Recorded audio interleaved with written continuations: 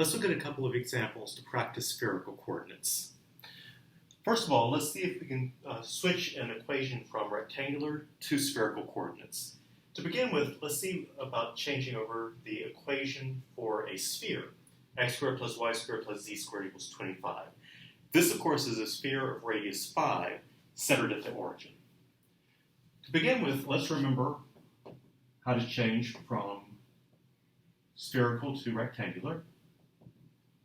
Remember the mnemonic I gave last time is it's rho, rho, rho, cosine phi, sine phi, sine phi, cosine theta, sine theta. So x is rho sine phi cosine theta, y is rho sine phi sine theta, and z is rho cosine phi. So to convert this equation into spherical coordinates, we're simply going to substitute these expressions in for x, y, and z. So x squared is rho squared sine squared phi cosine squared theta.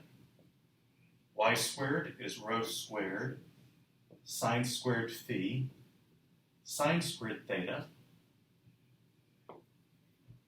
And z squared is rho squared cosine squared phi.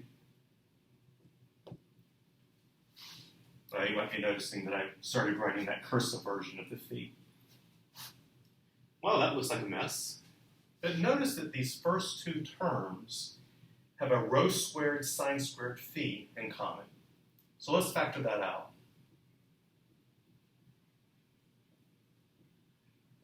If I do, I'm left with a cosine squared theta from the first term and a sine squared theta from the second term.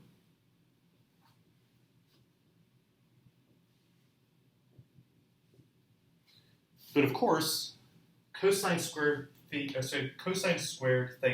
plus sine squared theta is equal to 1. So my equation simplifies to rho squared sine squared phi plus rho squared cosine squared phi equals 25. Well, now I have a rho squared in common, which I can factor out.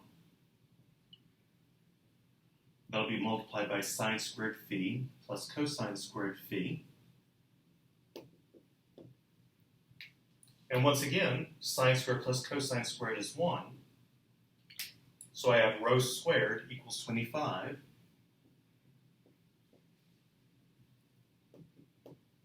So rho equals 5.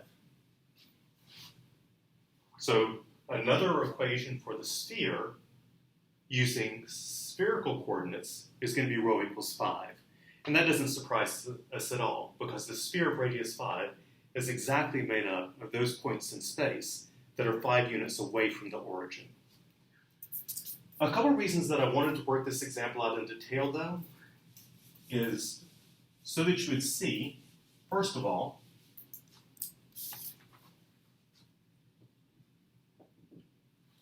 that in spherical coordinates, x squared plus y squared plus z squared is always going to simplify to rho squared.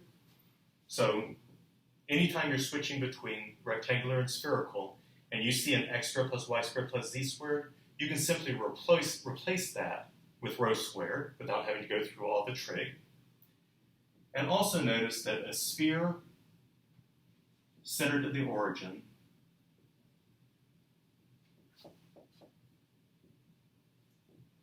with radius a is going to have equation rho equals a.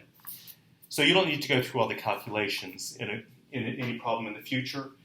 You can just directly use those facts. Let's look at another example of changing from rectangular to spherical.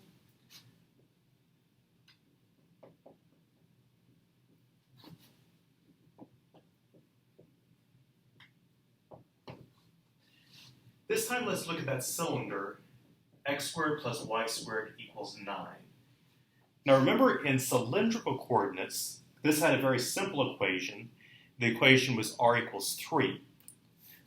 Let's see what it looks like if we switch this into spherical coordinates.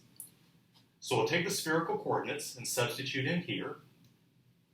we'll get rho squared sine squared phi cosine squared theta plus rho squared sine squared phi sine squared theta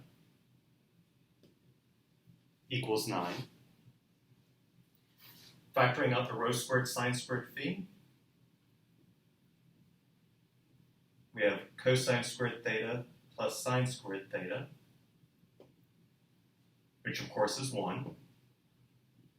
So we get rho squared sine squared phi equals 9. So if we take square roots, we get rho sine phi equals 9.